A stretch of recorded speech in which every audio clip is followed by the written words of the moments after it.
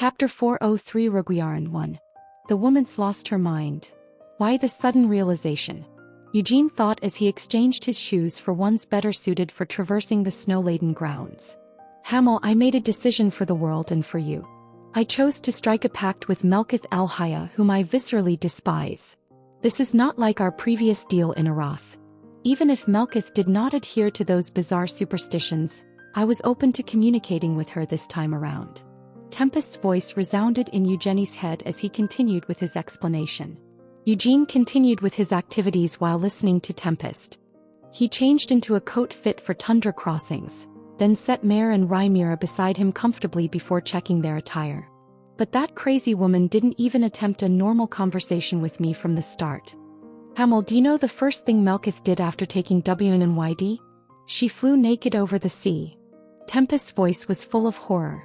Eugene had half expected her to climb a high tower to face the winds. Oh, but she had tried that before. Considering her past failure, perhaps she thought of trying a different method? Right. The sea did possess winds as strong as those atop towers. And the sea breeze was a sensation one couldn't experience inland. However, how much advantage that might offer in striking a deal with the Wind Spirit King was uncertain. As these thoughts occupied Eugene, he adjusted the position of Mare's earmuffs and wrapped a scarf around Rhaenyra. After flying around naked for a while, that lunatic woman embraced WMYD and sought conversation with me. I don't wish to delve into the details of the conversation, but it was evident Melkith el-Haya wasn't in her right mind. Had I not prioritized the greater good, I would have refrained from even speaking with her, let alone forming a pact, Tempest said, sounding thoroughly disgusted. Eugene knew how this story ended. Melkith had promptly returned WMYD the very next day after borrowing it. She had long desired a contract with Tempest out of admiration for Vermouth, who mastered the Wind Spirit King. But even if she was an archwizard specializing in spirit magic with unparalleled prowess, her capacity wasn't limitless. The Spirit King of Lightning, the Spirit King of Earth, and the Spirit King of Fire, she already had contracts with 3 different Spirit Kings. As it turned out, contracting with another one was an impossibility, even if the Spirit King desired it. The very idea that a human can contract with as many as 3 Spirit Kings is unthinkable. It's a pity, Hamel. I genuinely intended to form a pact with Melkith el-Haya this time. Contrary to his words, Tempest's voice sounded remarkably calm as he spoke. In stark contrast, when she arrived that morning, Melkith's face was ashen. Her eyes had been swollen from crying and her voice was hoarse. It wasn't a complete loss, though. Even if she failed to form a contract with you, she did form a contract with a mid-tier wind spirit, didn't she? Eugene asked Tempest as if in consolation. Thankfully, the prospect of forming a contract wasn't entirely off the table. If her vessel wasn't big enough, it could be expanded. Moreover, regardless of the contract, Melkith was completely obsessed with Tempest. As such, after having contracted with a mid-tier wind spirit, she was asking it to speak to Tempest on her behalf even now. As expected, Tempest was ignoring her every word. Never. Tempest proclaimed with vehemence. Never. There will never be a contract formed between Melkith and me. Even if I yearn for it, what's impossible remains so. It just won't happen. The capacity of a human vessel isn't so simple that it can be expanded just by wishing for it. Even if Melkith undertook 100 years of training, enlarging her vessel to a degree where she could contract with me is simply impossible. Although Melkith continued to bother Tempest with unsolicited conversations, he could be content knowing that they had not actually formed a contract. This arrangement wasn't detrimental for Eugene either. Although, had Tempest actually bound himself to Melkith, Eugene might have relished in cruel amusement. You damned cur, Hamel, Tempest cursed after reading Eugene's thoughts. Eugene cleared his throat while taking the hands of Mare and Rhaenyra, one in each of his own. Well, in the end everything worked out, didn't it? You evaded a contract with Lady Melkith, and while she couldn't bind you, she's connected to you now. And as for me, I used that voucher to send Lady Melkith straight to the desert of Nahama. Eugene tried to placate Tempest. Though Melkith was initially shocked by the request for her to raid the dungeons of black wizards in the Nahama desert, given what the contract entailed, she could not refuse Eugenie's request. There won't be any problems with this, right? Of course not. Really? If a war erupts because of me and that old man Tremple decides to execute me, you won't need to worry about that at all. There won't be an issue if they know it was at my request. I'm telling you. Well, but Eugene, that badge you said you gave to King of Arath. You know Arath isn't an absolute monarchy, right? The king's power is limited. If the council decides to execute me, do you think that the council has more authority than me? Are their voices louder than that of the heroes? In Melkith's opinion, this wasn't quite the case. This wasn't enough to get her executed. Ultimately, Melkith decided to heed Eugenie's request, though she kept grumbling about it. Given that her response had come through that very morning, she had likely arrived in the scorching deserts of Nahama by now. And Eugene? He found himself in a stark opposite environment, the bone-chilling northern kingdom of Roar. This lady has never seen snow before.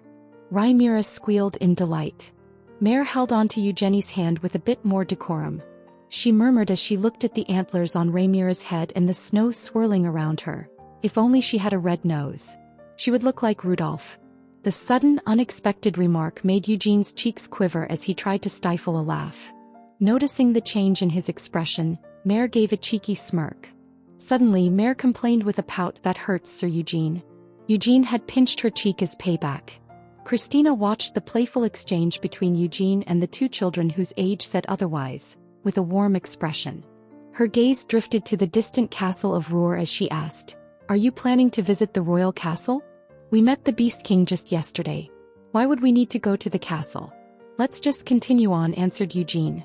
They needed no preparations for this snowy expedition. The gear from their previous trek was intact, and there was no need to consider Cyan and Seal's training quests either. Their destination was the Grand Hammer Canyon of Lahanjar. Though the vast white landscape made navigation difficult, they had been there before, which meant that Eugene couldn't get lost. "It's all because I remember the spatial coordinates of that place," Sir Eugene commented Mare. While Mare remembered the coordinates, they still had to travel there. However, this journey was substantially easier and faster than their previous one. Last time they only had the aid of the wolf lent to them by Amon Roar, but now they had a different means of transport. "Why did you even wrap a scarf around this lattice neck and adorn her hands with gloves?" Rhaenyra questioned, her face betraying her confusion. After they had departed the city of Hamilon and made their way north to Rossrock, they journeyed beyond the castle walls in a carriage. She took pleasure that her benefactor was looking after her. Their long carriage ride meant she couldn't walk the snowy plains, and she had only held Eugenie's hand for a short time. Eugene replied, "It's because I wanted to gift them to you." Rhaenyra's shoulders shivered with emotion. Obviously, she did not feel the cold as a dragon. However, the warmth Eugene gifted her with the scarf, gloves, and furry clothes was not of the body but of the heart. Rhaenyra had never felt the warmth of a father, and as such Eugene, with his aloof demeanor yet attentive care, was both a paternal figure and her benefactor. The mere fact that he affectionately called her Rye, which he had only used during their covert entry to Shimuin, was a testament to the special bond they shared. And a gift. Rhaenyra removed her scarf. It was clear from her expression that she was immensely touched. "It can't be helped. It's unheard of for a dragon of this lattice stature to carry another race upon her back. But if it's benefactor's request, this lady will gladly offer her back," declared Rhaenyra. After stripping off the gloves, fur coat and boots that Eugene had gifted her, Rhaenyra started to dash across the pristine snow. Eugene rushed to stop her with an appalled expression. "Not here. Transform in the sky instead," he shouted. If a dragon were to appear just beyond the walls of Rossrock, it was clear that chaos would descend upon them. Rhaenyra had wanted to show off her transformation. She pouted after hearing his words, but as he said, she soared beyond the clouds before reverting to her true form. As a familiar formed from intricate magic, Mare was sensitive to dragon fear. However, after receiving enhancements from Sienna, Mare remained unaffected by the aura Rhaenyra unknowingly emitted. "It's quite disgusting now that she's so big," Mare remarked in displeasure. "Do not prattle atop this lattice back," Rhaenyra retorted. The back of Rhaenyra's draconic form was vast. However, it wasn't inherently comfortable due to the hard, sharp scales lining her body. But such discomfort could easily be rectified. A piece of soft fur was laid upon her wide back, and with Sienna casting various spells, their journey through the snow-blown skies felt warm and steady. How wonderful it would have been to fly atop a dragon 3 centuries ago, mused Sienna. "Don't say something so stupid, Sienna. If we had been riding a dragon during those times, we would have attracted the combined attacks of demons and demonic beasts, responded Anise. Of course, in this age such caution wasn't necessary. Monsters roamed the northern snowfields, but even the most deranged of them wouldn't dare attack a dragon. In other words, a dragon was the ultimate mode of transportation. There were no natural predators of dragons, which meant that there was no need for caution. To boot, they were swift. It hadn't been long since their flight commenced, but the walls of Rossrock were already out of sight. At this speed, it would only be a matter of days before they arrived at the Grand Hammer Canyon. As anticipated, they reached the Grand Hammer Canyon on the third day of their journey. This was taking into account breaking from camp every night, setting up tents and getting ample rest. Without such pauses, the journey would have only taken a mere 2 days. But while the dragons were swift, 2 days would be too long to fly Molan from Lahanjar during dire times. If they wanted to summon Molan for help during battles in Babel, they would have no choice but to rely on Seal's demon eye. Is there enough time? Eugene thought with worry. He recalled Vermouth from Noir's dream. Vermouth had been worn down to the brink. His appearance had suggested he could collapse at any moment. The gaze in his eyes when he lifted his head. The demon king of incarceration had said he would wait for Eugene to ascend the Babel. Yet he also mentioned that the end of the oath was nearing.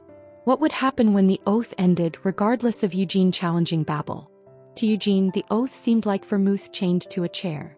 Vermouth was sacrificing himself to seal the demon king of destruction. Could the end of the oath signify Vermouth's inability to function as a seal? Perhaps Vermouth would be utterly broken at the end. Eugene hoped for no such end. Sienna and Anise felt the same. They hadn't asked yet, but they believed Molan would feel similarly. They all wished to defeat every demon king and save Vermouth, who was sealing away destruction for the world. If Vermouth was completely ruined and became something that was no longer Vermouth, Eugene didn't think any further. He couldn't bear the thought. Just thinking about it soured his mood. He yearned to meet a sane, relatively healthy Vermouth, even if not for a long lifetime. He wanted to punch that inscrutable rascal's face, then tell Sienna to leave a wound in his chest just as she had been wounded. Knowing her lousy temper, Sienna would probably pierce Vermouth's heart immediately, and then Anise would whisper to the light to heal the wound. I should have that bastard Molan beat Vermouth up too, Eugene thought as he was tallying up the scores that needed settling. Because of Vermouth's request, Molan had been stuck in Lahanjar for nearly 150 years. Eugene was confident Molan definitely harbored some grudges against Vermouth. But after settling their old scores, perhaps they'd all end up crying together. For some reason, Eugene's current body was more prone to tears, compared to when he was Hamel. Even if everything ended well, he might find himself weeping involuntarily, even if he did not want to. After the tears, they'd probably drown their emotions in drinks for a few days. Then, Eugenie's train of thought was suddenly interrupted. Something was coming their way. Eugene jumped up from his lounging position. Kaiwea. Rhaimira screamed in terror because of the sudden interruption. She had been flying high in the sky, even beyond the tall mountain ranges, relishing a peculiar sense of superiority in her flight. Fwoosh! A deafening sound pierced the sky.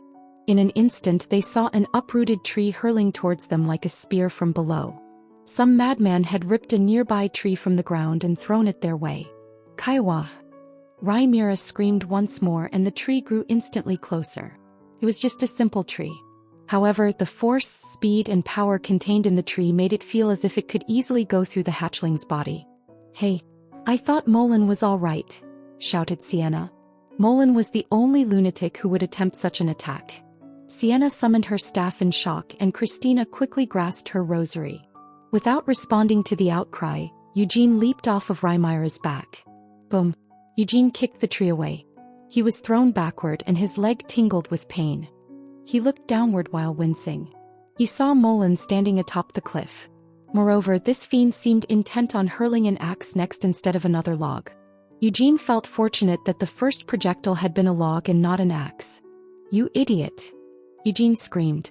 The bewildered expression on Molan's face seemed no worse than the last time Eugene had seen him. Eugene lunged towards Molan in fury as he descended. Ha Hamel! Molan responded uncertainly. He blinked rapidly and his voice was filled with confusion. He had had his reasons for reacting as such. Just moments before, he had slain the Nur from the other side of Lahanjar as he had for decades. After hurling the corpse toward Roguyaran, he had stepped out for a brief respite only to spot a black dragon soaring high in the sky.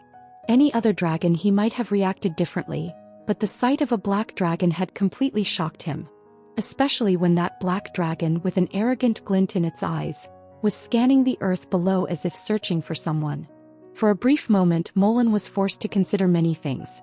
A black dragon, the demonic dragon, Raizakia, and Sienna. Molan had lived a reclusive life in the Grand Hammer Canyon, and as such he wasn't well informed about the rumors of the world. He hadn't even heard the tale of Eugene Lionheart defeating the demon dragon and the demon king of fury. As such, he had reacted with a simple impulse after spotting the black dragon above him. I don't know what's going on, but I'm going to drop it, Molan decided.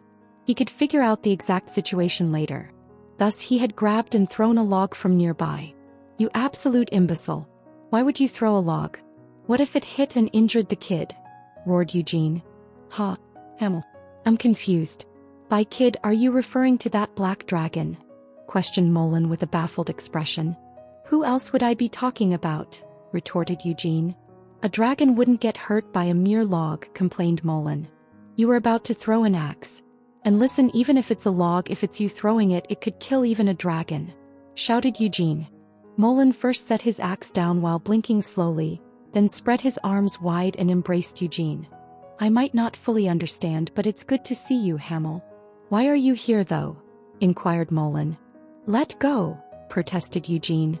Don't tell me, Hamel. Did you come because you were worried about me? Did you come to beat me up? I appreciate the concern, but I'm still in one piece. Molan's words trailed off. He kept Eugene in his embrace, but his gaze slowly headed upwards at the descending figure of Sienna. Oh! A shaky, prolonged sigh escaped him. Eugene had a sinking feeling about what would come as he wriggled in Molan's embrace. You Bender. Molan started to sob uncontrollably and tears rained down upon Eugene's head. Chapter 404 Roguyaran 2. So, Molan wiped away his beard, which was completely drenched with tears. Icicles fell from it, a testament to the freezing atmosphere of the northern mountains. Upon witnessing the incredible sight, Mare had to hold back a peal of almost uncontrollable laughter. She would have laughed freely at any other time, but not at the present moment.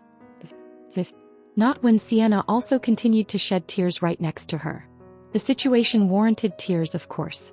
Sienna and Molan's reunion had been 2 centuries in the making, and those 200 years hadn't been kind to either of them. Mare simply couldn't bring herself to laugh in front of a tearful Sienna. So, Iris became a demon king? Not any other demon but Iris? Molan asked, blinking in disbelief. From what he remembered, Iris was powerful, yes, but not enough to become a demon king. You're saying Iris, a demon king, fell to Hamel? And Hamel, you were a god? Asked Molan. Confused, he tilted his head as if trying to process the incredible tale. He had listened when it was narrated, but there were too many things he could not understand. The story was difficult to grasp, to say the least. Iris had become a demon king? He didn't know how or why, but sure, it was somehow believable. His comrades would not joke about such matters. But Hamel being a god? He sniffled while looking at Eugene to seek confirmation. Aye, Eugene replied confidently. To be precise, he isn't a god now, but he was one in the distant past, Anise explained. She had been wiping away Sienna's tears with a handkerchief. While her words were meant to clarify the doubt, the statement only seemed to add to Molan's confusion. He's not a god now, but a god from the past? So you're saying, the Hamel we traveled with was a god? Anise, Sienna, were we journeying with a deity? Molan asked, clearly trying to make sense of the situation. No, not that past. Not in his last life, but the life before that. He was a god in the life before Hamel. Anise clarified. The life before that. What does that even mean? Asked Molan. He blinked again slowly in apparent confusion. Eugene wondered if it was even worth the effort to explain further. So he just changed topics and asked, Never mind that, Molan. How have you been? Better than before, I think, Molan replied. While he still could not completely understand everything, he didn't dwell on it. Whether Eugene was a god many lifetimes ago or Iris became a demon king, it didn't matter much to him. I thought today would be the same, just another ordinary day, but it seems fate had other plans, Molen mused.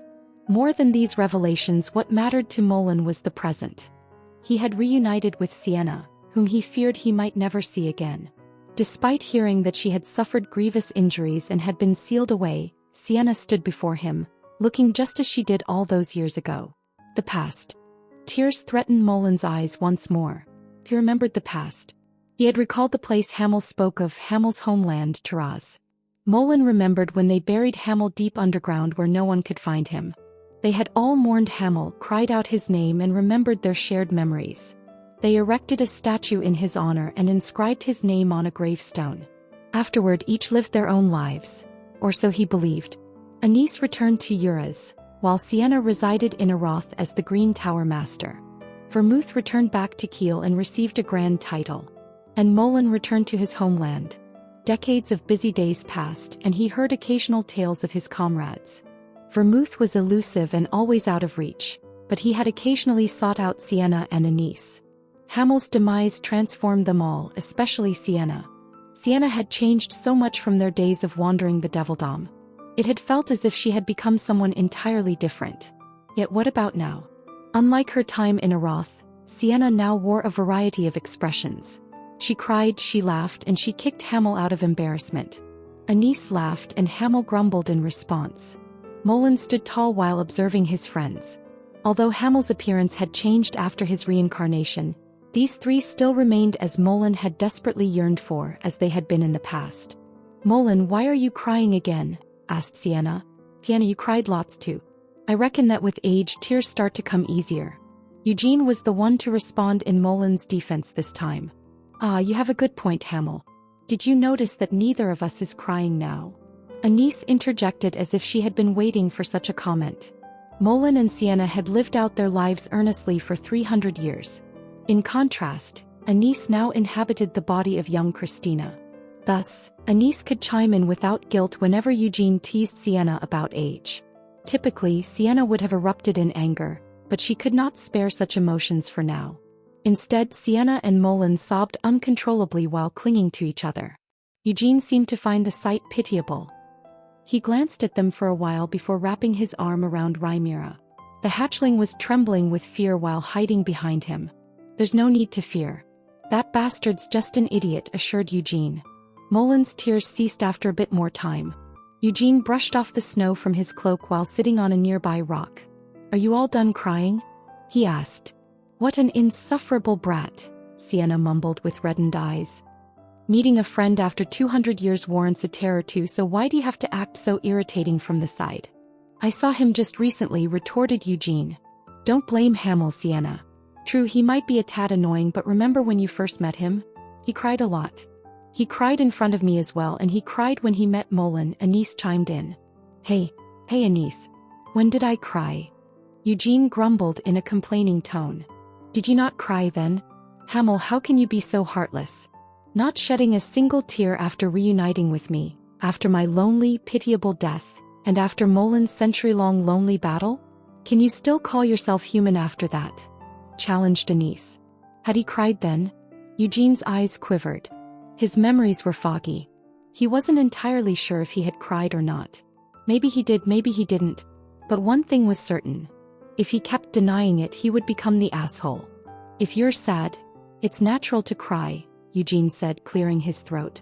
Sienna's narrowed eyes indicated disbelief at the sudden change in his tone. Molen, however, laughed heartily while placing his axe over his shoulder. Molen then asked, "Are we just going to stay here?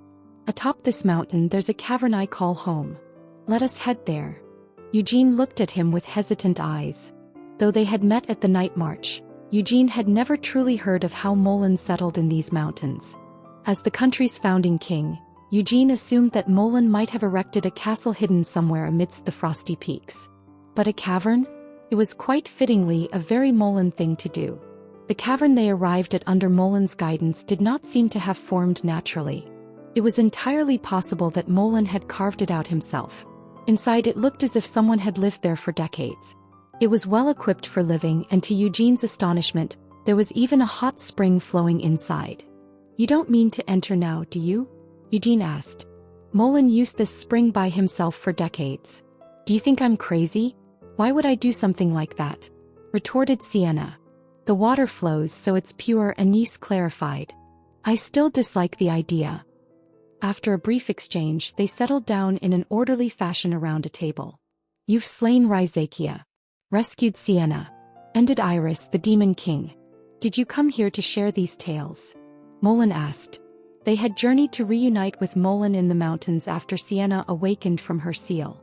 However, there were also other matters at hand. There are a few things I need to verify, clarified Eugene. Eugene wasn't particularly concerned about the Moonlight Sword.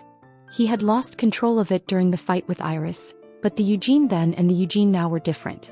When the Moonlight Sword went berserk back then, his white flame formula had consisted of stars. But now the white flame formula was no longer classified in stars. It could not be distinguished with such means. Eugene's white flame formula had transformed. It was something that was never seen in the history of the Lion Hearts, and Eugene himself could feel the newfound power it granted. The Moonlight Sword had run rampant due to Eugenie's inability to control its powers, which had led to an incomplete, unstable state of Eugene becoming one with the blade. During his attempt to blend the moonlight with his flames, he had been overwhelmed and consumed. Molan, Eugene said with a stern tone. If by some chance the Moonlight Sword ran rampant once again, then you tear off my arm, said Eugene. Bender. Molan replied with equal gravity. Understood, Hamel. Have both of you idiots gone mad? Anise exclaimed in shock, quickly standing and grabbing Eugene by the collar. Hamel, what do you take a man's arm for? In another life, it was but a fleeting thing to Molan and me. Something that was there and then wasn't, responded Eugene. I miss it. I remember it clearly, Hamel, Molan recalled, when I fell into a trap and my leg was severed. Anise. Anise was wicked. She reattached it the wrong way. You have to try to understand how Anise felt, Molan. She did have her reasons. Didn't you recklessly charge forward like an idiot, Molan? That's why you ended up in that state, right? Countered Eugene. Eugene and Molan lost themselves in memories. Still clutching Eugenie's collar, Anise gave it a furious shake upon seeing Eugenie's nostalgic expression. In your past life, you too lost your arms and legs solely because you fought like stupid incompetents. And back then I restored those limbs for you even when you had them severed or crushed, spilling my own blood in the process. But now I am yet unable to restore such limbs. Shouted Anise. I apologize, sister.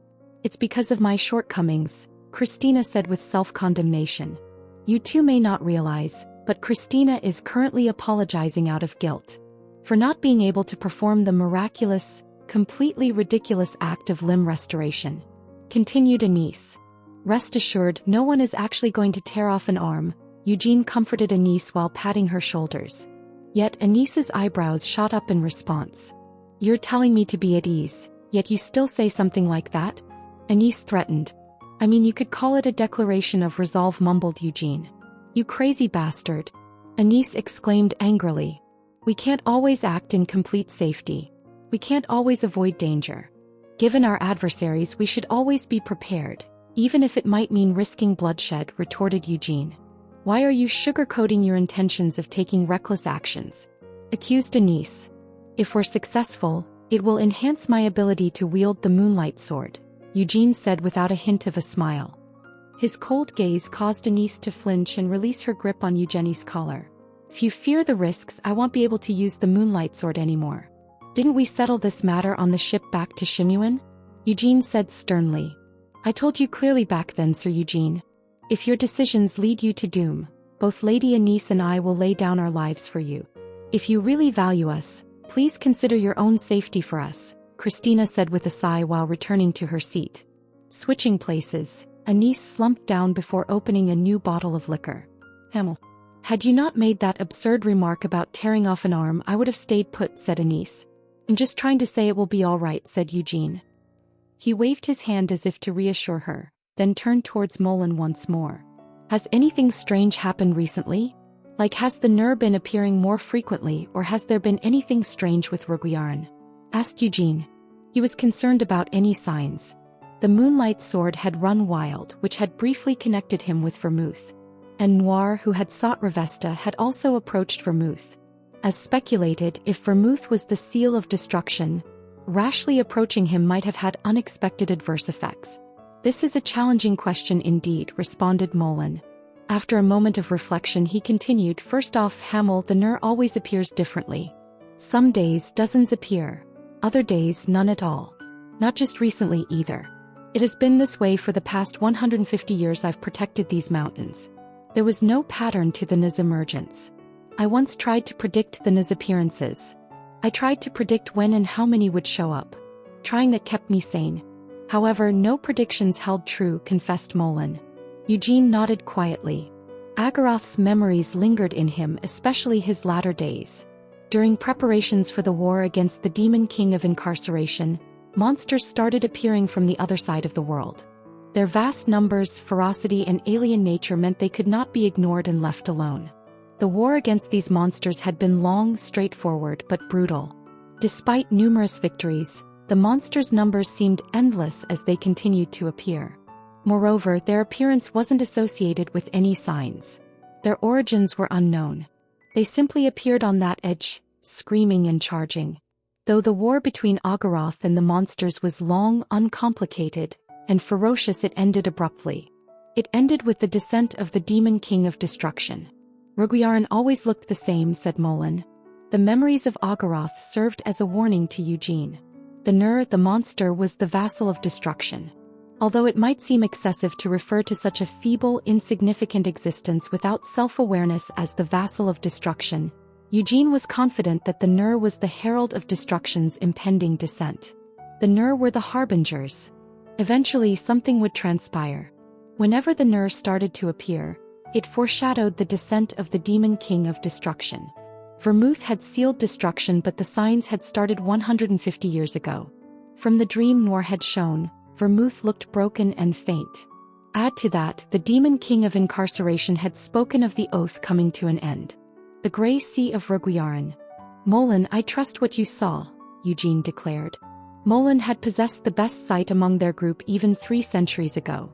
The great warrior of the icy plains saw far without using magic, as distinctly as Sienna did when employing her far-sighted spell.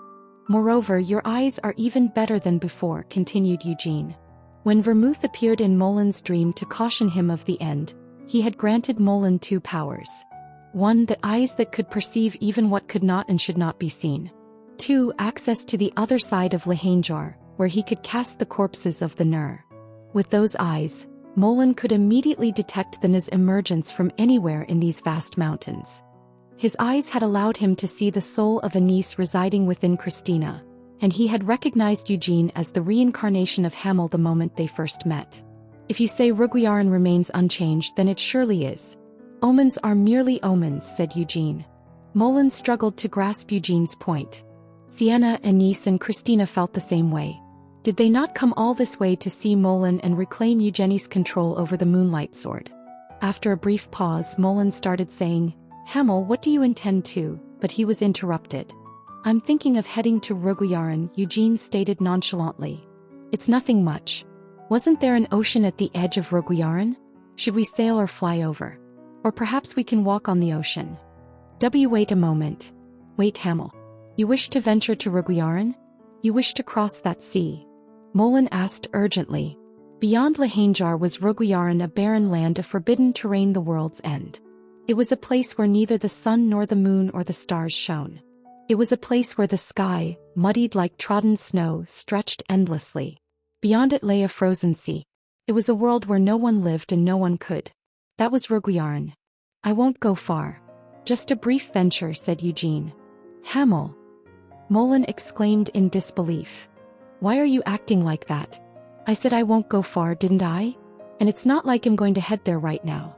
We'll address the Moonlight Sword issue first. I'll observe the Nur while it's living before proceeding, responded Eugene. From what I saw, it appeared unchanged, but that's just my perspective. My mind isn't always clear.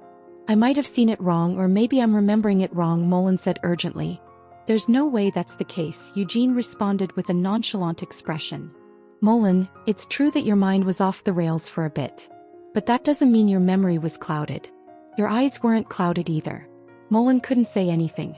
So that's fine, Eugene said. It wasn't about believing or doubting. If Molin saw it, that's how it would have looked. Chapter 405. Reguiaran 3. Eugene exited the cave with the moonlight sword in his hand. It likely would not have been a problem even if they stayed inside, but if the cave did end up collapsing, he knew Sienna and Anise would tease him about it. "Why are you saying you want to head to Reguiaran?" Sienna asked. She had been pondering the reasons for Eugenie's sudden declaration. Reguiaran was a word in the tongue of the tundra natives. In the common language of the continent, it translated to land one must not cross. "Are you trying to prove that the world is round?" Sienna. Such a theory by this time needed no direct evidence.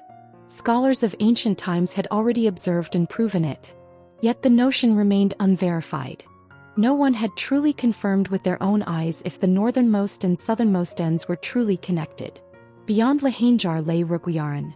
Beyond the southern Salgalta Sea was a vast, unknown ocean. It was likely that they were connected, yet no one had ever confirmed it. "It's not for a grand reason," responded Eugene. "Then what is it?" asked Sienna. "I want to see it properly," came his response. Night had already enveloped the outside of the cave.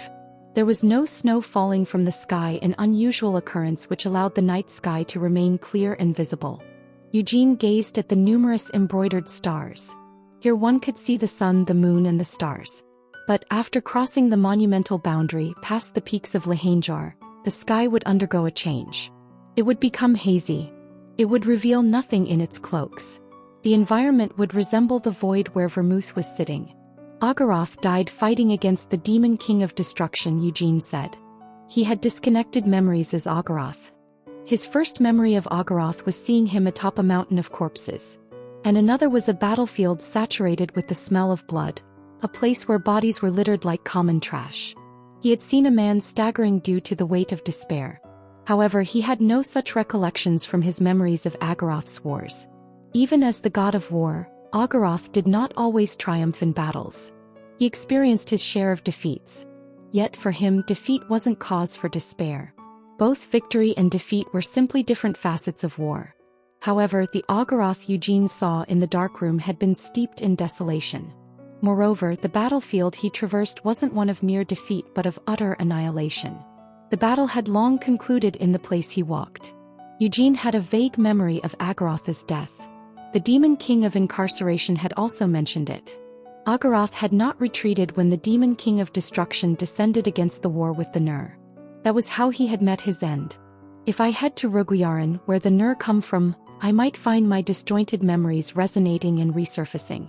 I might come to understand the blanks between the disjointed memories or understand how Agaroth fought against the demon king of destruction. I might even find out how strong the demon king of destruction is," Eugene explained. The demon king of incarceration wouldn't answer such questions. Thus Eugene never asked. But he might awaken dormant memories if he ventured into Reguiaran, a mere chance, but still worth the attempt. Memories of Agaroth had surfaced during Eugenie's time in the Salgalta Sea. He had come to realize the life before his last one, all due to a confluence of conditions. The divine relic ring, the sunken city that once worshipped Agaroth, the fierce encounters with Iris, who became a demon king, all of it combined had evoked distant memories that lay dormant deep within. Now what of the present? He had his divine sword, an object more powerful than any relic nestled in his heart. He now possessed self-awareness of his identity as Agaroth. There was the vast ocean that heralded the end of the age of myths after the death of Agaroth. Eugene had answered Sienna in a deep, monotonous voice. What would it feel like to remember not just a past life but the life before that as well? It was difficult for Sienna to even fathom. Wouldn't an ordinary person lose themselves? Would they not experience the destruction of their identity from the confusion? Is it because your ego is special? Sienna wondered. He had been an existence born in the ancient times of myths. He had ascended to divinity after being born human. He was undoubtedly a special existence. Sienna, Anise, and Molin watched as Eugene walked ahead a few steps before stopping. "Shall we begin?" Eugene asked. He raised the moonlight sword in his hand. Just that simple motion was enough to cause Sienna and Anise to tense. They took on serious expressions. The three of them, including Molin, prepared themselves for any potential threats or unexpected situations. "Hamel, if it comes to it, should I cut your arm off? Or would you rather I just pluck it out?" Molan asked seriously. I don't think it will come to that, but if it comes down to it, wouldn't it be better to cut below the elbow? Or you could make a clean cut at the wrist, responded Eugene. Understood, Molan nodded gravely. Frankly, Eugene was more daunted by Molan's expression than the moonlight sword itself. Eugene invoked the white flame formula. He no longer had the 7 stars. Instead, Eugenie's heart now housed a universe ablaze with countless stars. Even the clear night sky seen from the snowy peaks, laden with innumerable stars, seemed insignificant when compared to the cosmos within Eugene. Each atom of mana ignited like starfire. If the original white flame formula consisted of resonating and revolving stars, Eugenie's new white flame formula produced flames from the countless stars housed in the universe. The flames it evoked were as black as the night sky. Whoosh! A black inferno erupted, its flames scattering like tendrils. Sienna and Anise had witnessed this conflagration before, but it was the first time for Molan. Molan couldn't help but exclaim in awe while clutching his fist at the sight. Magnificent, he commented. Molan needed no other words to express his admiration for the power he saw. The impression he got was of strength and unity. Eugenie's flame felt powerful during their previous clash, but it never felt this cohesive. Back then it felt as if Eugene was cloaked in flames, but now it seemed as if Eugene had become the flame. Hamel, if we were to battle now, it wouldn't be as easy for me to win as last time, commented Molan. Sorry to burst your bubble, but if I had my weapon then I would have won, retorted Eugene. Molan gave a non-committal hum. Now well, if we sparred hand-to-hand without any weapons, something that is completely advantageous to you, I reckon I would still hold my own. So that settles it, doesn't it? Continued Eugene. While he wasn't particularly eager to boast, the praise he received from Molan was indeed uplifting. However, Molan's expression seemed somewhat uneasy. Molan liked Hamel as a friend and admired him as a warrior. Yet even though he liked and admired Hamel, he never once considered himself weaker than Hamel. Then perhaps we should test our strengths next time, Molan suggested. Are you two children? Who cares which one of you is stronger? Sienna interrupted. This has nothing to do with age. It's important. Even you, Sienna, when the Green Tower Master, Eugene began. The former Green Tower Master, Sienna corrected. Yes.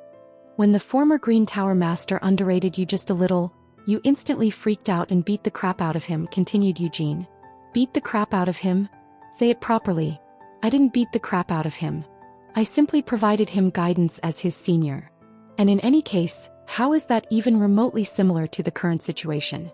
I created the circle magic formula he uses. When someone acts so impudently and shows no respect for an esteemed senior, it's only right for them to be taught a lesson. Sienna retorted. What's the difference between the two? Anise whispered under her breath after listening to their exchange.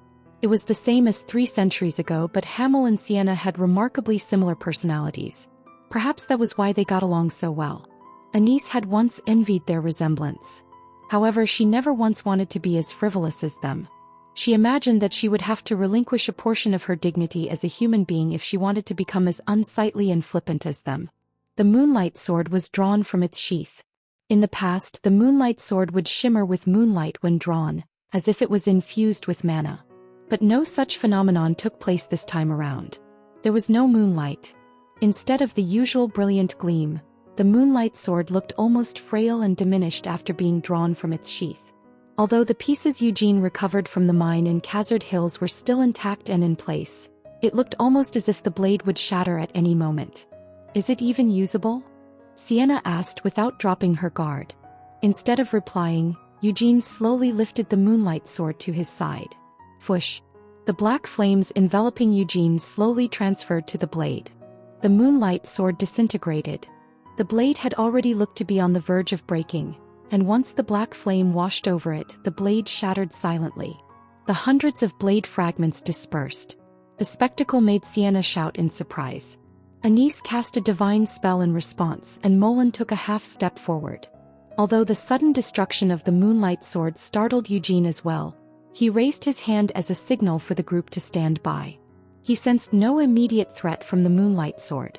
Indeed, the scattered fragments of the moonlight sword didn't fly off as if in an explosion. Instead, the pieces hovered around Eugene and the sword's hilt as if frozen in time. All of the pieces remained precisely within the range of Eugenie's flames. Thereafter, the fragments floated following the flow of the flames. Each of the pieces alighted upon a spark. It was unification unlike the one achieved during the battle with Iris. The prior unification resulted from Eugene's anger and irritation materialized by force.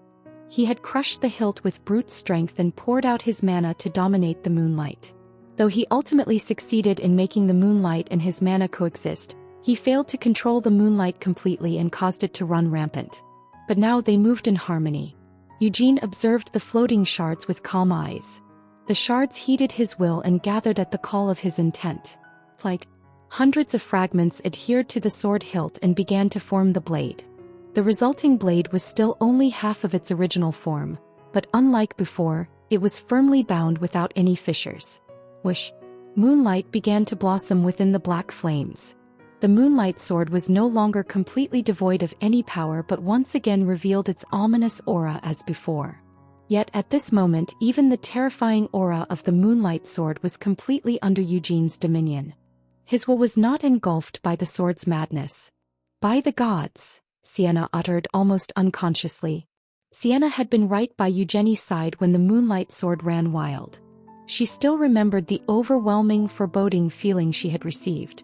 The ominous aura of Eugene's moonlight sword at that time surpassed even that of Vermouth's. While Vermouth's moonlight sword had remained under his control, even if it could not differentiate its targets, the one Eugene wielded at sea seemed to hunger to consume everything, including Eugene himself. But now things were different. The moonlight was still eerie. Its ominous glow was more than sufficient to warp one's mind and turn one's stomach. Yet paradoxically, the blend of the menacing moonlight and the black flames resembled a gorgeous night sky. "Hamel!" Molen suddenly shouted. He had been observing Eugene with blank eyes until then. His gaze was fixed behind Eugene where a monster was rising. The ranger of the snowy mountain had previously spoken of the Nur. He had described it as being that was a monster, yet not a monster. It wasn't a demonic beast either but something else entirely. Although the ranger wouldn't have known the origin of the Nur, since the term monster was broad and all-encompassing, he had given an apt description. These monsters, the harbingers of destruction, always appeared suddenly. They weren't accompanied by any distortions in space or any similar phenomena. Instead they just appeared.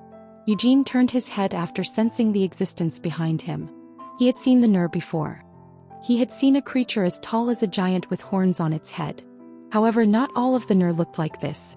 Even the Nur he had seen during the ancient times had looked different and uniquely monstrous. The ones he saw now differed from the ones he had seen. A dozen of them, each as tall as giants, were looking down upon Eugene. Facing their sinister eyes, rasping breath, and the ominous aura they emitted, Eugene became certain that they were the same as the monsters from the Age of Myths. "Hamel! Retreat!" Molen yelled from behind. It wasn't a cry Eugene understood. How could such creatures be a threat that warranted retreat? Perhaps Molen thought Eugene was too engrossed with the moonlight sword to engage in combat. However, that wasn't the case. The union with the moonlight sword was complete. Eugene was more than ready for battle. Should he test how sharp his blade was? With such a thought, he held up the half-formed moonlight sword and pointed it toward the group of Nur. Thump. He had been expecting them to charge towards him. But contrary to his thoughts, all the Nur simultaneously knelt before him. Fear swirled in the eyes of each Nur as they stared at the smoldering moonlight within the black flames. There was no madness, bloodlust, and savagery left in the monsters. Although these simple beasts did not possess the capacity to revere nor admire, they felt an undeniable terror towards the moonlight sword. How could this be? Molen muttered incredulously. It was the first time he saw the Nur on their knees. Molen's face was colored with disbelief as he approached the Nur. He had slain countless Nur for over a century. He had made various attempts to gain a deeper understanding of the Nur. He had left them broken but alive, tortured them, and even taken some of them hostage on the off chance they possessed some tribal consciousness. But none of his attempts had proved fruitful. It was impossible to communicate with the Nur or to understand them. They seemed neither to feel fear nor pain. Yet now, the emotion in their eyes was unmistakably terror. "Hamel, what did you do just now?" asked Molen. Eugene hummed thoughtfully. After briefly glancing at the moonlight sword, A hint of distaste surfaced on Eugenie's face. Indeed, he wasn't very pleased. It seems they sensed their master in this light, Eugene responded. The moonlight sword was the sword of destruction. The malevolence it held was immense, and now its wickedness seemed to be suppressed by Eugene's flame. In a way, the blade's malice could be said to be melded with the flames Eugene produced. Eugene swung the moonlight sword while clicking his tongue. It left behind a smooth arc of moonlight. The flowing strike severed the necks of all the Nur present. But even as their heads fell, none of them screamed nor flinched. Their heads were removed and fell to the ground, but no blood flowed from the incisions. The moment the heads of the Nur touched the snow-covered ground, the atmosphere suddenly shifted. In the blink of an eye, they were no longer standing in the same place. Rather, they stood on the other side of Lehanjar, where Molen had discarded the corpses of the Nur for over a century. "What's going on?" Eugene asked with surprise while turning his attention towards Molen. "You should have said something before opening the barrier." Even in death, the Nur emitted a dreadful aura of malevolence. Burying or burning them wouldn't rid them of this malevolence. If more of these monstrous corpses accumulated, the snowy mountains in the world would be affected. Hence, the bodies of the Nur had to be buried in a realm separate from reality. Molen seemed to have opened the gateway to the other side to discard the bodies, or at least that's what Eugene thought. "No, it wasn't me." But Molen responded with a perplexed expression. Eugene's eyes widened in shock after hearing Molen's words. If Molen wasn't the one responsible, why had they suddenly been transported to the other side? The moonlight sword? Eugene thought. During their initial search for Molen, Eugene had used the moonlight sword as the key to enter the other side of Lehanjar. But wasn't the phenomenon now different from then? Eugene scanned his surroundings with a confused expression. The flip side of the Grand Hammer Canyon in Lehanjar was a place where everything was grotesquely warped, much like Helmuth from 300 years ago. It was a place of human nightmares, a land of jagged ground and sharp, sodden mountains twisted in agony. If a child with poor artistic ability had depicted hell, it would look something like this. All of it had been corrupted by the miasma emanating from the corpses of the Nur. Originally, this space mirrored the snowy mountains, but over a century the toxic emanations from the piled-up corpses had morphed the landscape into a hellish scene. The moonlight sword was vibrating. Eugene flinched before staring at the sword. It was consuming it. That's how it felt. The moonlight from the sword was absorbing the toxicity and malevolence of this world. It was feasting and growing its mass. Whir! Moonlight began to swirl around Eugene. "I knew this would happen." Sienna screamed while lifting Frost high. Molen grasped his axe with a similar thought. Eugene still found their reactions terrifying. He raised the moonlight sword and shouted vehemently, "No. I'm fine. Fine, my foot." "You don't look fine at all," shouted Sienna. "No, I'm truly okay." "Put down your axe, Molen, you son of a bitch," Eugene begged. It was no lie. Eugene's sense of self was clear, and the moonlight sword was still under his control. It was just the miasma and malevolence fused in this space were swirling around him of their own accord. Then why is this happening? Anise wasn't given the opportunity to finish her question. Instead, her eyes widened in astonishment at the sight before her. The swirling moonlight began flowing into the moonlight sword.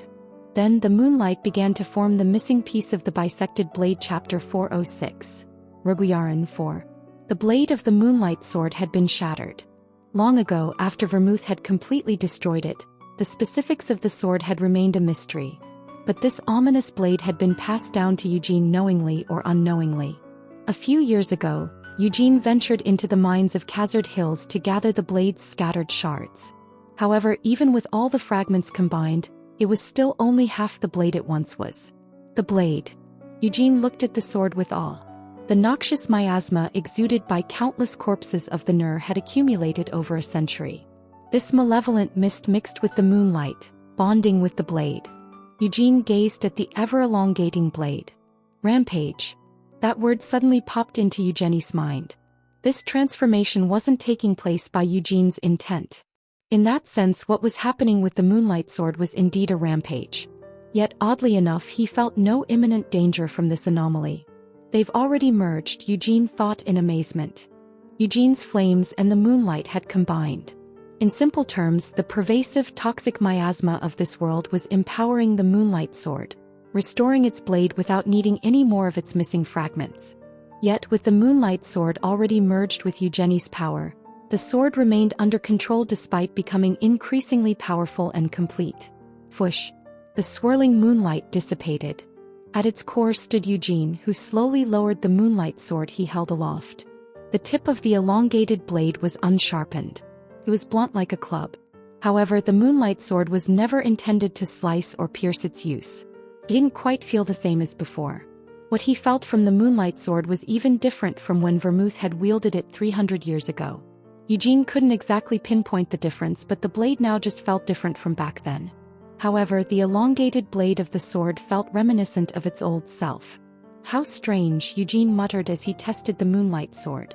He tried swinging it in different directions. Its dim ash-gray blade remained unchanged, but a soft moonlight illuminated it when he infused a bit of power. This was already different from before. The original Moonlight Sword would emit a ferocious moonlight when charged with mana.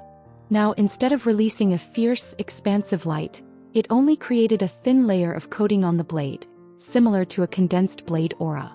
But it's not weaker, Eugene realized. He felt a chill run down his back as he maneuvered the Moonlight Sword. The blade moved very slowly, with the moonlight following its movement. As it moved, the light distorted the space around it. The once erratic moonlight now seemed fully fused and harmonized. But what was even more surprising was that it wasn't being fully utilized. This realization sent shivers down Eugene's arm.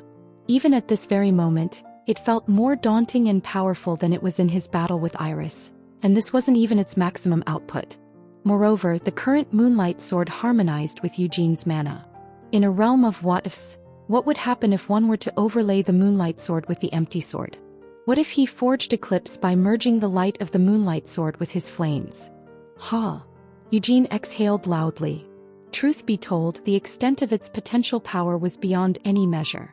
He couldn't even begin to imagine how powerful it might be. Moreover, he dared not test it now for fear of unforeseen consequences. Eugene sheathed the Moonlight Sword and let out a cough to clear his throat. Ahem. The surroundings were eerily silent. Such was the shock that even breathing seemed too loud. Eugene turned to face Molen while tucking the sheathed Moonlight Sword inside his cloak. "You should be grateful," Eugene said. Molen wasn't sure what Eugene was talking about. "Look, I've cleansed this place. I made it pristine again," stammered Eugene. He spoke the truth. Once warped by Nur's poison, the landscapes had returned to their natural state. Molen blinked in disbelief while taking in the transformed world around him. The land was smooth, mountains no longer sprouted whimsically, the foul stench that filled the air with every breath was gone, and even the bodies of the Nur, strewn everywhere, had vanished. This change felt nothing short of miraculous to Molen. The battles with the Nur had raged on for over a century. However, Molen's madness had not been born solely from combat. Many other things had contributed to it as well. Molen had experienced bitter solitude after the battles, and the landscape had been filled only with the corpses of the Nur, a sight he never grew accustomed to. The environment had caused his head to spin and stomach to churn simply by being present. All these things combined had exacerbated Molen's madness. The poisonous miasma had been immune to even the most powerful divine magic, and Molen had been left with no choice but to simply endure. Heh. Huh, Molen laughed, a bit unsure. Disbelief was evident in his eyes as Sienna and Anise quickly approached. "What did you just do?" asked Sienna. "Hamel, how did you accomplish this?" Anise chimed in as well. Questions poured forth, one after another.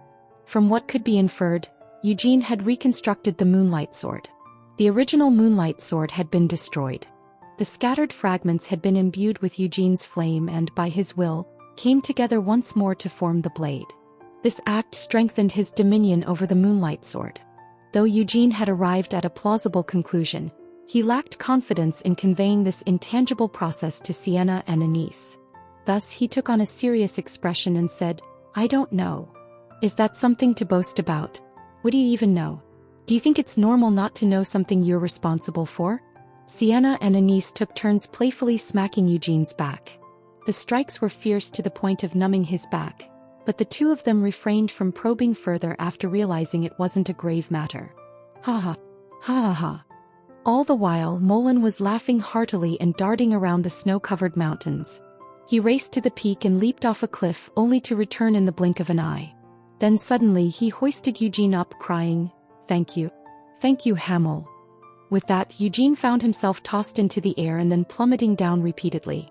That night, they conversed till the early dawn about Iris' demise, the relics of the age of myth they witnessed in the depths of the abyss, the conversation shared with the demon king of incarceration, and the demon eye that now dwelled within Seal. "I, too," Molin began as his expression from before, which was filled with mirth as he drank like a madman, underwent a transformation. The pinnacle of Babel 300 years ago. The confrontation with the demon king of incarceration. The battle where Hamel was absent. They had given it their all. But the result had not been satisfactory. Everyone must have felt so. If only they had fought truly contentedly without any regrets. A lingering thought surfaced in Molin's mind and he gave a bitter smile. Even then, they might not have triumphed over the demon king of incarceration. Perhaps they would have poured out everything they had, and still not survived. "Are you saying that I will be able to fight?" Molin asked after organizing his thoughts. He was confident. Now he was far stronger than he had been 300 years ago. Even if he couldn't beat the demon king of incarceration, he wanted to pit his strength, earned through long years of survival, against the enemy. He clenched his fist at the thought of fighting alongside Hamel, unlike the battle 3 centuries ago. "What then were you thinking of, just watching from behind even though you're in full health?" Eugene grumbled as he took another swig of his drink. To be precise, Molin couldn't have fought in that situation, no matter how much he wanted to. Knowing this, Eugene still teased him. Perhaps he didn't want Molin to be moved to tears so easily. "I'm going to tell you this beforehand. I might not be able to call you when the time comes," said Eugene. "If it's Seal, she'll be able to do it," countered Molin. "I told her to do her best, but don't put too much pressure on her. If she can't bring you, don't blame Seal," Eugene said. "Blame her? Hamel, even if I can't join that battle, I would never resent her." Molin responded with a completely serious expression. Eugene had said that in jest, but seeing Molin's solemn look, Eugene felt somewhat awkward after seeing his response. "Hamel, I trust you. I trust Sienna. I trust Denise and Christina. And I believe in the world we have now, thanks to the oath Vermouth secured. Even if I can't assist you, the world will. Especially my descendants. The warriors of Ruhr will take the lead and assist in your battle," assured Molin. That's what they promised," responded Eugene. "I'm certain, Hamel. The people of this era are stronger than those from 300 years ago. Hence, against the demon king of incarceration," Molin started. "The demons are also stronger than they were 300 years ago," interjected Eugene. "Even so, I believe in your victory. Of course, if I can join the battle, the chances of victory would rise even more," Molin stammered, even though it wasn't as if Seal was present. This was because he knew how notoriously wicked and cruel Hamel was. If he gave the wrong answer now, Hamel might just share that reply with Seal later. Molin didn't want to be despised by a descendant of Vermouth. Anyway, after dawn broke, Eugene rose from his seat. Although he had been drinking till just moments ago, any trace of inebriation vanished with a flick of his mana. After magically cleaning the lingering taste of alcohol from his mouth, he turned to look at Sienna and Anise before saying, "I'll be back." "Are you really all right venturing alone?" Sienna asked, her lips jutted in concern. "What if something happens to you?" "More reason for me to go alone. If something happens to me and I can't return, you can always come looking for me," said Eugene. "You saying that makes me want to let you go even less," complained Sienna. "I'm not going to venture far.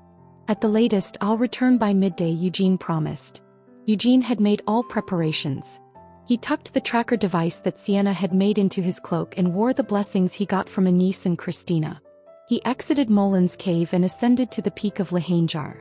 He had shared the view from that vantage point once before with Molin. From this summit, the expanse of Roguiaran lay before him. Nothing seemed different from his previous encounter. That place remained devoid of any special allure or mysterious sentiment. The weather was bleak, sunlight never descended, and life did not thrive. The ground, void of any touch of life, had a thin presence of mana, making magic scarcely effective. It was a land saturated with factors preventing life from flourishing. That was Roguiaran. Looking further beyond the ground, he could see an imposing glacier. Felt the same to Eugene. It did not seem like a grotesque, scary terrain to be wary of as vermouth might. The flames of prominence surged from behind Eugene. These wings of flame were entirely influenced by Eugene, and as such they were now composed of black flames. He hadn't given it much thought when he first conjured it, but seeing the wings transformed into black fire, he couldn't help but contemplate. Would it be better if I changed its appearance? Eugene muttered to himself. No sooner had he murmured this than Christina shot him a stern look. No, Sir Eugene, the current look is perfect, she said. What? Asked Eugene. It is perfect as it is, Christina repeated. Though their wings bore no resemblance, Christina cherished the commonality they both held in having wings. Eugene gave a hesitant nod in response to her assertive words before soaring toward the sky. Don't wait for me here. Go back to the cave, he said. But his words were in vain, for no one showed any intention of leaving the peak. He signaled them not to worry with a reassuring wave of his hand, then advanced towards Roguiaran. Climb Lahanjar. See Roguiaran. Beware the end that comes from beyond it. Although the ambient mana was thin, Eugene could sustain prominence while flying due to the ample amount of mana he possessed. As the once distant glacier neared, Eugene took a moment to look back. The vast expanse of Lahanjar filled the horizon. But though it was visibly close, it felt eerily distant. The silhouettes of the companions he'd left behind were barely discernible. The connection with Sienna, tethered by the tracking device, grew faint, and the protective light of the saints seemed to dim as well. It seems so far, Eugene commented to himself. He hadn't even reached what one could call the end, and yet the world already felt far away. With a rueful smile, Eugene drew the moonlight sword from his cloak. Perhaps as he approached Roguiaran, the sword might show some response. But nothing happened. The blade neither vibrated of its own accord nor shimmered with moonlight. Should I be disappointed? Eugene wasn't sure. Instead of sheathing the moonlight sword, he slung it on his hip and drew out the holy sword Altair. At his will, it illuminated. Eugene hoped for a sign as he held the radiant sword aloft. However, once again nothing happened. The land came to an end. Below him stretched a frozen sea. Around this point, Eugene ceased to fly and descended. The ice, thick as the earth's crust, seemed sturdy enough to hold even a giant. Might there be something beneath the ice? Perhaps the bottom concealed the cradle of the Nur? These thoughts prompted Eugene to peer intently into the ice's depths. But there was no sign of the Nur or anything else. Breaking the ice to dive deeper might reveal some unknown world, but he didn't attempt it. Why would I invite trouble? Who knows what might happen? Eugene continued with his internal monologue. How far did one have to go before the sea felt like an actual sea? How much further could he venture? But he had not come to ascertain such things. His journey to Roguiaran and this distant sea was not to prove that the world was round and that the north and south were connected. That was a task for future explorers. Eugene's reason for being here was to reflect upon his past lives, particularly the moment when he fell to the demon king of destruction. Perhaps, Eugene thought, in the lost age of myths, when all life perished and seas surged, the demon king of incarceration had submerged an entire city into the depths of the sea because of a pact he had with the demon king of fury. That stood as a unique incident, while everything else faced complete annihilation. As the world vanished and the seas rose, he wondered if any land remained afterward. Maybe, perhaps, after the waters claimed everything and new lands formed? Regardless of the specifics, the world had begun anew. The vast ocean beyond Roguiaran, a realm untouched by the humans of this age, stood as a remnant of the mythical epic. With this realization, a shadow crept into Eugene's eyes. Why did such a place remain? Was it intentional or an inevitable consequence? This place was the wreckage of a ruined age. Then what of Eugene? He was a phantom of a bygone era. In fact, he now yearned for that era and its knowledge. His consciousness remained narrow and craving for more. Be it Eugene, Hamel, or Agaroth, distinguishing his true self among them wasn't of much importance to him. Because his sole aim never changed. And that was to slay the demon kings. Because it was necessary to end the demon kings. And so, his desire to recall Agaroth's final moments was purely for that reason and that reason alone. There's no need to differentiate them, Eugene told himself. Chuckling softly, he placed a hand over his left chest. A sizzle. The moment his fingers made contact, a crimson current sparked. We're connected this way, Eugene thought. Despite having been reborn twice, his divinity hadn't faded. The divine sword emerged from his left chest. This blade, formed from his crimson divine power, shone brighter than when it ended Iris. The reverence and faith towards Eugene, forged by the tales of his epics throughout the continent, lent the blade its brilliance. Eugene held the divine sword upright and grasped it with both hands. He stared intently at the blade's undulating divine power. Miracles were the deeds of gods. Then Eugene spoke. I wish. The desires of a god. The sounds of war echoed in his ears.